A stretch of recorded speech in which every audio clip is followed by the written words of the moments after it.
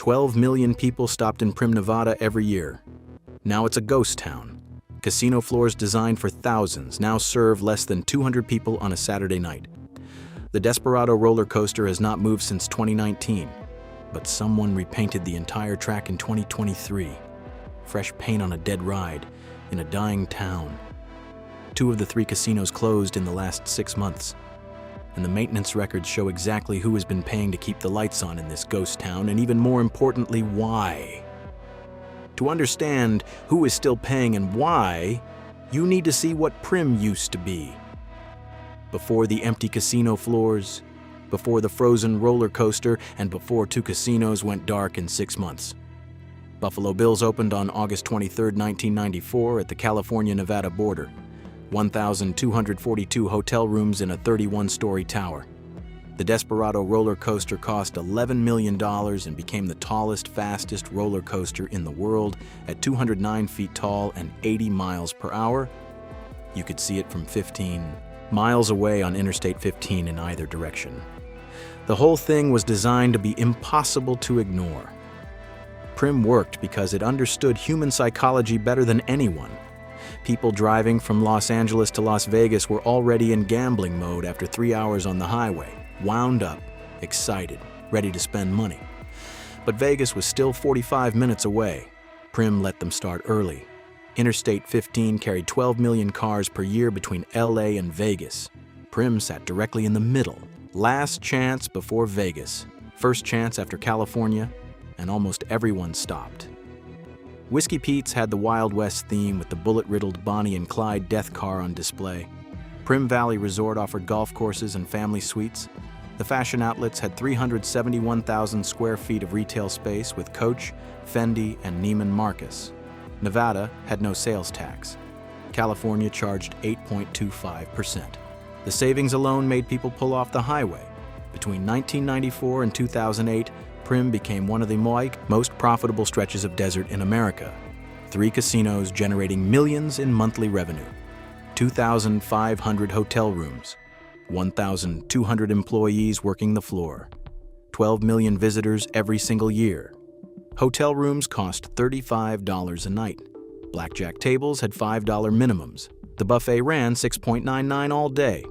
For working families, Primm was Vegas they could actually afford. No resort fees, no valet charges, no velvet ropes. Walk in wearing shorts and flip-flops and nobody cared. But even during the golden years, Primm had a problem nobody wanted to talk about. The town had no local economy. Those 1,200 employees did not live in Primm. They commuted from Gene Goodsprings, even Las Vegas, 45 minutes each way. Because Primm had no housing, no schools, no hospital, just casinos, a prison, an empty desert. The population of 621 was not people living there. It was people working there who claimed residency for tax purposes. Primm was entirely dependent on one highway. Every visitor came from Interstate 15. Every dollar spent came from Interstate 15 traffic. If anything happened to that traffic, Primm had nothing else. No backup plan, no other industry, no reason to exist beyond being convenient. And Primm could not evolve. Vegas could add new casinos, new shows, new attractions every year.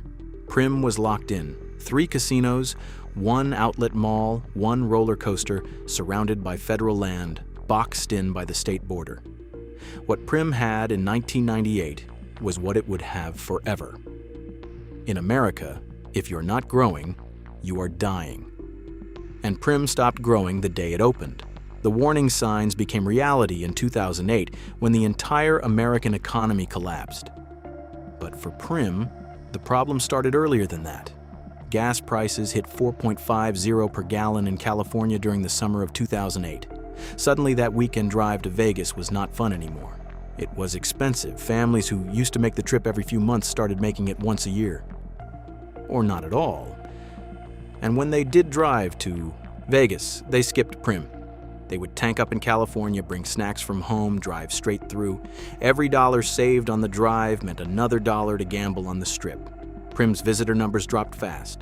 2005 brought 12 million visitors. 2007 dropped to 10.2 million. By 2009, it fell to 7.8 million. Those 3 casinos needed 12 million visitors to stay profitable. At 7.8 million, they were bleeding money every month. The math did not work anymore. Then in 2007, right before everything crashed, MGM Resorts bought all 3 Primm properties for $400 million. On paper, this should have been good news. MGM had resources. MGM had marketing power. MGM could save Primm. Except MGM did not want to save Primm. MGM wanted to squeeze it. MGM did this in the first year. Cut staff by 40% from 1,200 employees down to 720. Eliminated the buffets completely. No more $6.99 all you can eat. Raised table minimums from $5 to $15. Stopped maintaining the Desperado roller coaster. Deferred maintenance, reduced outlet mall lease incentives so stores started leaving. MGM was not trying to make Primm succeed. They were trying to make it cheap to operate while it died slowly. Nobody wants to admit this out loud. MGM already owned half the Las Vegas Strip, Bellagio, MGM Grand, Mandalay Bay, Luxor. If you stopped in Primm and spent $500 gambling, that was $500 you did not spend at an MGM property in Vegas. From MGM's perspective, Primm was competition. Cheap, accessible competition that kept working-class gamblers from making it all the way to the real casinos. Better to let it starve. The Desperado roller coaster had problems by 2010. Cracked rails, worn wheels, safety sensors that needed replacing. State inspectors found more issues every year, and every time, MGM did the minimum necessary to keep it running. Patch it, defer it, run it until something breaks. By 2015, the ride was operating maybe 4 days a week. Weekends, only. Sometimes it would shut down midday because of mechanical problems. People would drive all the way to Primm specifically to ride the Desperado and find it closed with no explanation. The fashion outlets died around the same time. By 2015, the mall was 40% empty. Coach left, Fendi left, Neiman Marcus left. By 2018, it hit 60% empty. Whole sections went dark with gates pulled down and for lease signs in every window. 3 things killed the outlets. Online shopping made discount malls irrelevant. Why drive to Primm for cheap Nike when Amazon delivers tomorrow? California changed its tax laws and started collecting use tax on out-of-state purchases. The tax advantage disappeared, and a bigger, better outlet mall opened in Cabazon, California, closer to Los Angeles with better stores. The math stopped working, the incentive vanished, the stores left, Primm was dying, slowly, deliberately, and the company that owned it did not care enough to stop it. Then on Labor Day, weekend 2019, the Desperado roller coaster ran for the last time. No announcement, no ceremony, no final ride celebration. It just stopped. The official reason was seasonal maintenance and inspection according to the sign at the base of the ride. But seasonal maintenance does not last 5 years. Inspection does not require shutting down indefinitely. The Desperado was falling apart, and MGM did not care enough to fix it. The ride had been deteriorating for years. More cracked rails, more worn wheels, more safety sensors failing. State inspectors kept finding problems. MGM kept doing the bare minimum. Until finally they did nothing at all. By 2020, you could still see the Desperado from Interstate 15. The track was still there, the loops, the tower. But the cars sat frozen at the top of the lift hill, rusting in the desert sun like a skeleton. For people who grew up in Southern California, that roller coaster was Primm. You would see it from the highway and know you were almost to Vegas. You would tell your kids I rode that when I was your age. Now you drive past it and feel nothing, because it is dead. And nobody bothered to take it down. Then COVID-19 hit in March 2020 and killed what was left. The governor's order was clear. All casinos closed, no gaming, no hotels, no restaurants. For 3 months, Primm was completely empty. Not even truck drivers stopped. The gas stations stayed open, but the casinos went dark. When they finally reopened in June 2020, something had changed permanently. People had learned they did not need Primm. They had been driving past it for 3 months and nothing bad happened. They made it to Vegas just fine. They saved time, they saved gas money. The habit was broken. Even after reopening, Primm never recovered. The weekend crowds did not come back, the buffets stayed closed forever. Hotel occupancy hovered around 30% on weekdays, maybe 50% on weekends if they were lucky. The Desperado stayed frozen, the outlet mall stayed empty, and the 720 employees who still had jobs started looking for work somewhere else, because everyone could see what was coming. Whiskey Pete's closed in late 2023, just shut the doors one day and never reopened. No announcement, no explanation. The neon cowboy kept waving from the sign out front, but the building was dark, locked, empty. Then 6 weeks ago, Buffalo Bill's closed too. After 31 years of operation, the largest property in Primm, the one with the 1,242 hotel rooms and the frozen roller coaster, gone. The star of the Desert Arena will still open for special events, concerts, boxing matches, but the casino floor is dark. The hotel is closed. The restaurants are closed. Everything except that arena sitting silent most days of the year. That leaves Primm Valley Resort as the only casino still operating full-time. And operating is a generous word for what is happening there.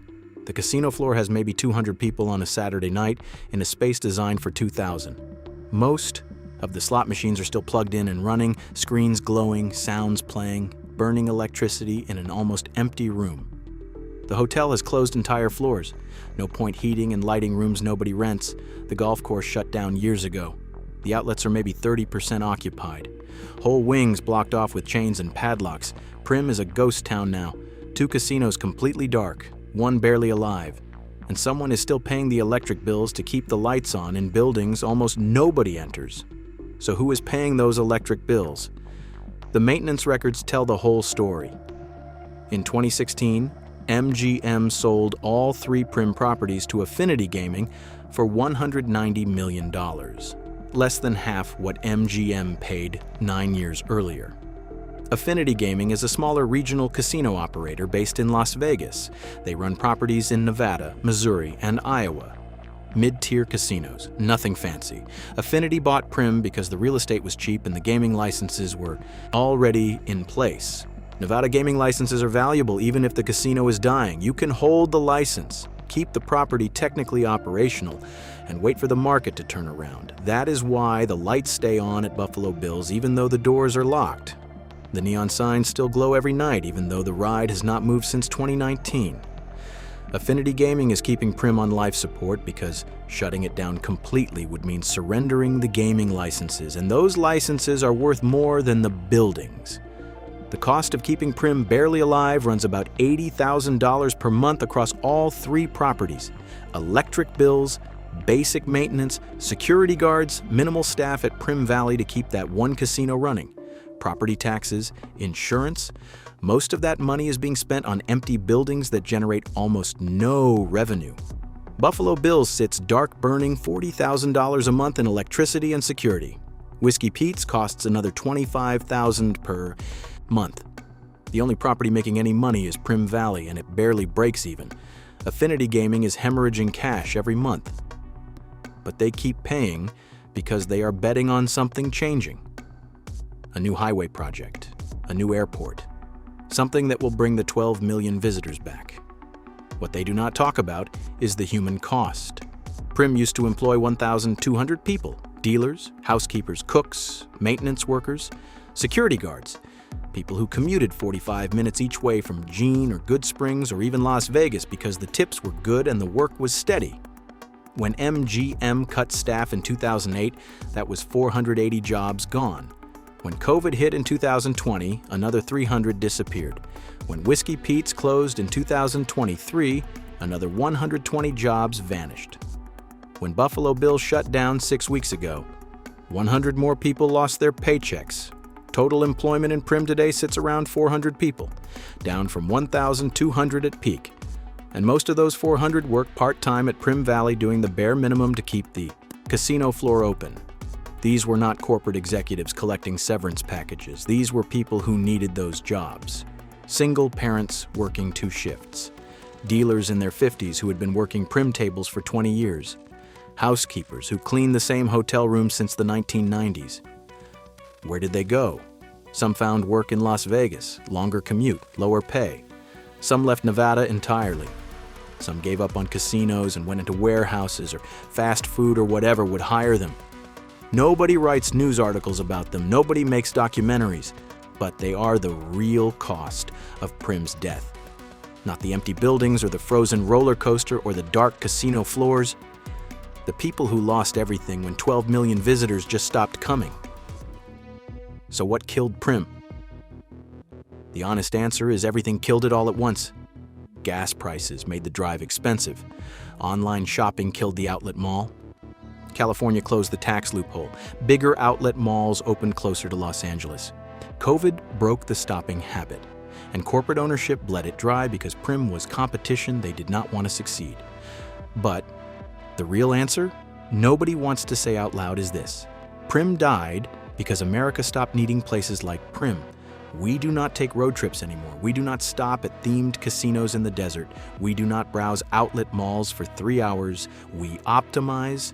We drive straight through. We save time and gas money. Interstate 15 between Los Angeles and Las Vegas is only 270 miles. That is 4 hours in a decent car. People commute 4 hours round trip to work in LA traffic every day. Nobody needs to stop on a 4-hour drive anymore. Your car has better range. Your bladder can wait. The casino can wait. Primm was solving a problem that stopped existing. And Primm is not alone. John Nevada had the Gold Strike Casino, closed in 2020, never reopened. Mesquite, Nevada sits on the border between Vegas and Utah. Half the casinos there are struggling with 40% occupancy. State Line, Nevada near Lake Tahoe lost multiple properties in the last 5 years. Border town casinos are dying everywhere because they served a purpose that technology eliminated. They were rest stops on long drives. But in 2024, nobody needs to rest on a 4-hour drive. You make it straight through. Your electric car charges at the supercharger in 20 minutes. Your phone has GPS routing you around every backup. You do not need Primm. You do not need Gene. You barely need gas stations. Drive through Primm today and you can still see the bones. The Desperado track rusting against the desert sky. A monument to the 1990s when we built record-breaking roller coasters at rest stops, the Buffalo Bills Tower with lights turned off on the top 10 floors. The fashion outlets where maybe 30% of stores remain open, and your footsteps echo in empty hallways. The neon signs still light up at night. Whiskey Pete's Cowboy still waves. Buffalo Bill's Mountain still glows.